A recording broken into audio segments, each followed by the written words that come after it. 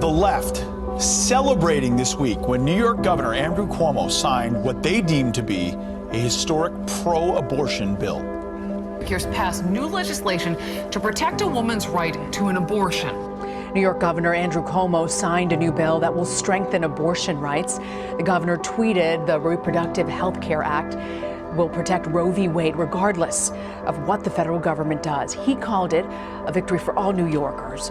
The state also passed a bill this week banning conversion therapy for LGBTQ minors. Why is the governor of New York, Cuomo, suddenly coming out with the most extreme abortion law you could possibly imagine, that women can kill the baby all the way to birth? Today, after a long wait, lawmakers in Albany moved to strengthen abortion rights in New York. Abortion is a medical procedure. It is not a crime. Mike Pence is also very anti-choice. He thinks abortion is murder, which, first of all, don't knock it till you try it. And when you do try it, really knock it. You know, you gotta get that baby out of there. You know, you gotta get that baby out of there. And yeah, sure, you can groan all you want. I know a lot of you are very anti-abortion, you know, unless it's the one you got for your secret mistress. It's fun how values can waver. But good for you. Dr. Levatino, we'll begin with you. Welcome. Thank you, Chairman and members of the committee. I only have 5 minutes, so I'm going to get right to it. Second trimester D&E abortions performed between roughly 14 and 24 weeks of gestation. Your patient today is 17 years old. She's 22 weeks pregnant. Her baby is the length of your hand plus a couple of inches. And she's been feeling her baby kick for the last several weeks, but she's asleep on an operating room table. You walk into that operating room scrubbed and gowned, and after removing laminaria, you introduce a suction catheter into the uterus. This is a 14 French suction catheter. If she were 12 weeks pregnant or less, basically the width of your hand or smaller, you could basically do the entire procedure with this. But babies this big don't fit through catheters this size. After suctioning the amniotic fluid out from around the baby, you introduce an instrument called a Sofer clamp. It's about 13 inches long. It's made of stainless steel. The business end of this clamp is about 2.5 inches long and 1/2 inch wide. There are rows of sharp teeth. This is a grasping instrument. When it gets a hold of something, it does not let go. A D&E procedure is a blind abortion, so picture yourself introducing this and grabbing anything you can blindly and pull, and I do mean hard, and out pops a leg about that big, which you put down on the table next to you. Reach in again, pull out an arm about the same length, which you put down on the table next to you, and use this instrument again and again to tear out the spine, the intestines, the heart and lungs. Head on the baby that size is about the size of a large plum. Can't see it, but you've pretty good idea you've got it if you've got your instrument around something and your fingers are spread about as far as they go. You know you did it right if you crush down on the instrument and white material runs out of the cervix. That was the baby's brains. Then you could pull out skull pieces. And you have a day like I had a lot of times. Sometimes a little face comes back and stares back at you. Congratulations, you just successfully performed a second trimester D&E abortion.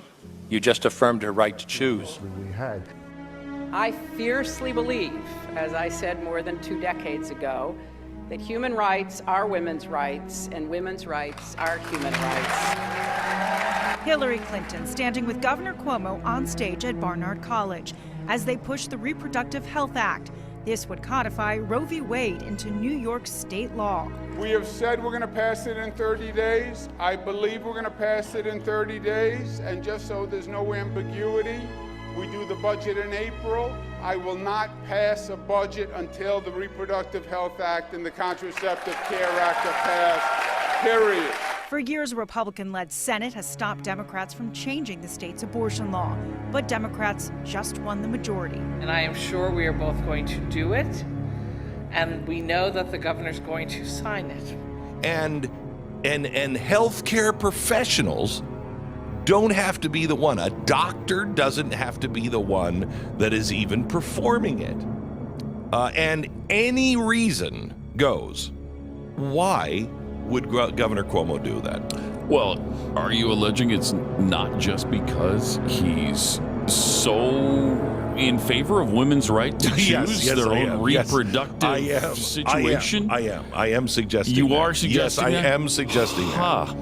Because that's what I thought. I You thought it thought was so? just he loves Yeah, well, women so much. Yeah, and they celebrated this as a huge victory. They lit up the sky of New York with pink so they could celebrate this huge victory. Now, it is so unpopular with the American people. It is the fringe of the fringe. It's way beyond anything that anybody has ever proposed, way beyond France, way beyond Europe. We are on the cutting edge in New York of death.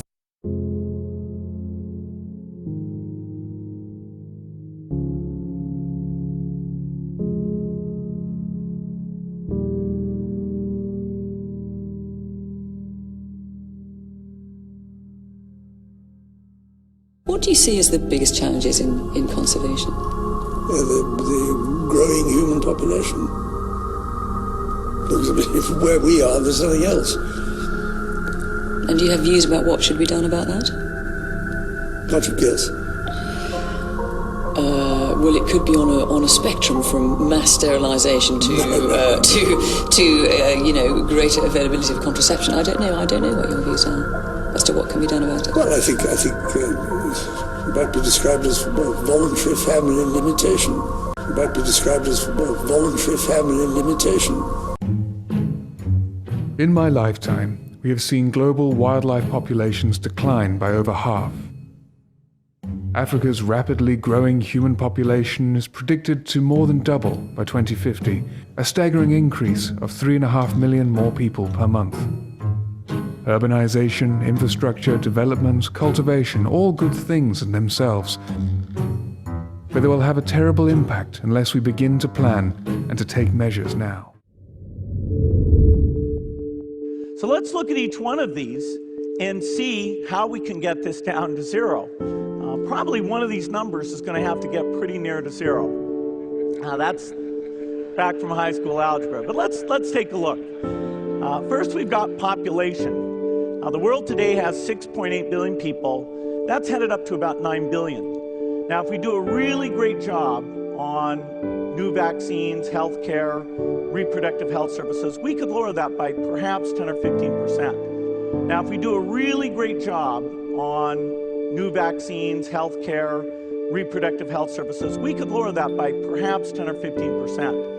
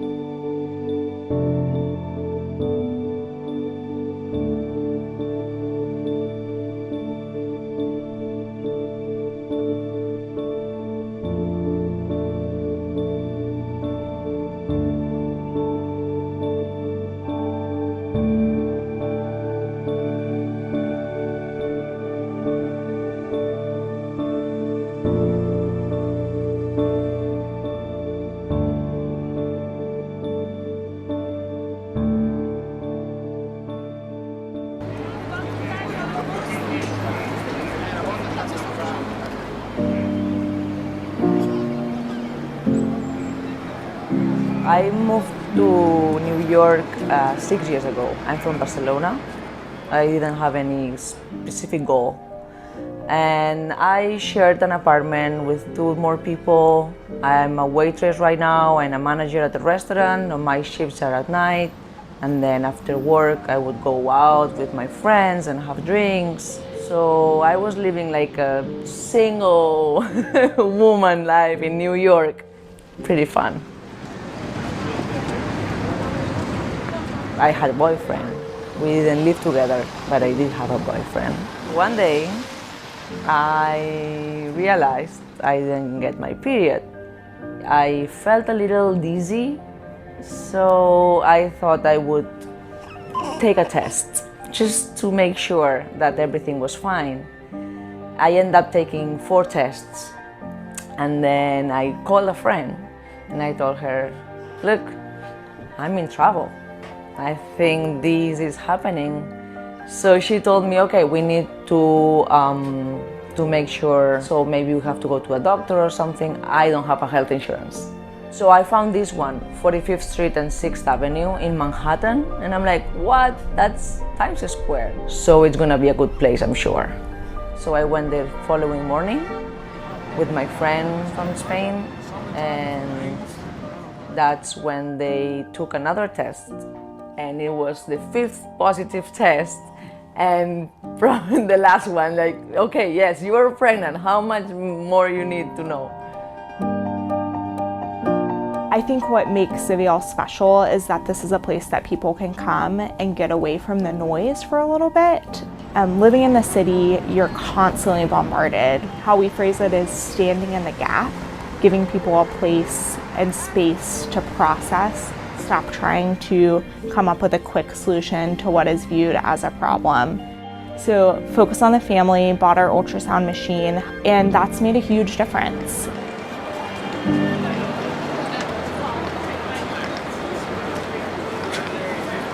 Since I remember, I always thought that I would never have an abortion. I thought I would never consider abortion, but there was a tiny moment I had to consider that just because I was so scared. What if I can? What if I have to take this?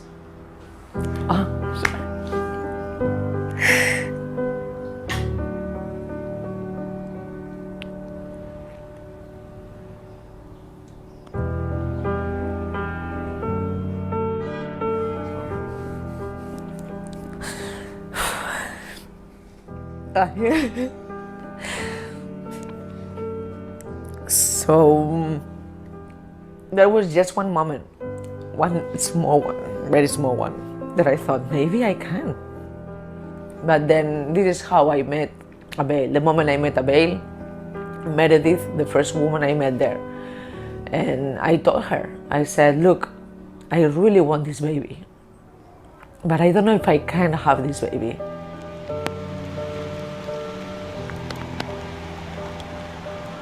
New York City can be very lonely, especially because a lot of people are transient. A lot of people don't grow up here, so they come here for school or for a job, and they don't have any family here. They just have their roommates or their partners, co-workers, things like that, and sometimes they can't even tell anyone that they're pregnant. Avail is probably one of the only places in New York that a woman can get a free ultrasound in her earlier phase of pregnancy within the first trimester and not have to commit to something either way. And I think for a lot of women, that's very empowering, and like being able to give them information but not making them feel pressured towards one way or another. And so by having that ultrasound, it counteracts this false message of, oh, it's just a blob of tissue, oh, it's just your missed period, which is completely unscientific. And I think something that the pro-life community can definitely benefit from is being able to present the evidence. And so that woman feels empowered by her own choice, saying, look, I've looked at all the facts. This is what fetal development looks like, and these are my own wants and desires and instincts in this situation.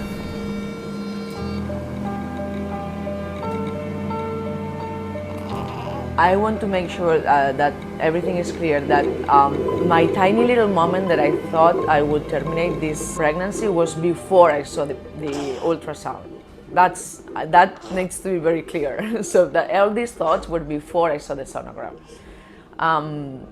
The moment I saw that heartbeat, changed everything.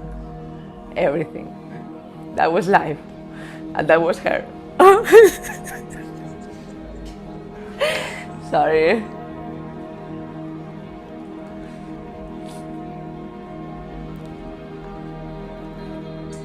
That sonogram made real that my daughter was there. So I had my positive pregnancy tests. Yes, and you can think, but you don't feel anything. I didn't feel anything until I was like 20 weeks pregnant. So you don't feel that there's life in there. But seeing a heartbeat, and that's inside you, you can almost feel the heartbeat inside. So that was real. That made me think, I'm a mom and I need to give life to this. And that's how everything changed.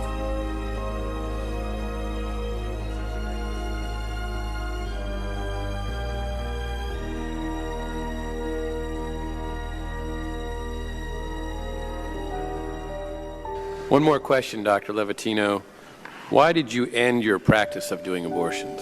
You know, after over 1,200 abortions, first and second trimester up to 24 weeks and all the rest of it, and being very dedicated to it, for the first time in my life I really looked. I really looked at that pile of body parts on the side of the table. And I didn't see her wonderful right to choose, and I didn't see all the money I just made. All I could see was somebody's son or daughter. And I stopped doing late-term abortions after that, and several months later stopped doing all abortions. Thank you.